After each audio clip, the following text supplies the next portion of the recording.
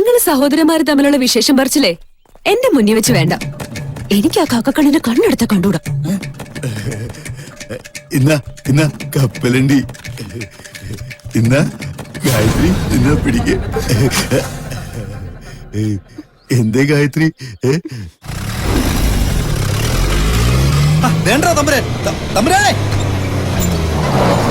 തമ്പുരാനെ. ആ, എന്റെ പൊന്ന് തമ്പുരാനെ, താനിത് എവിടെ പോയി കിടക്ക? അത് ശരി, ഇയാൾക്ക് അകമ്പടി സേവിക്കാണല്ലേ. കൊള്ളാം. അരിമ്പാറകള് വന്ന് ശവങ്ങള്.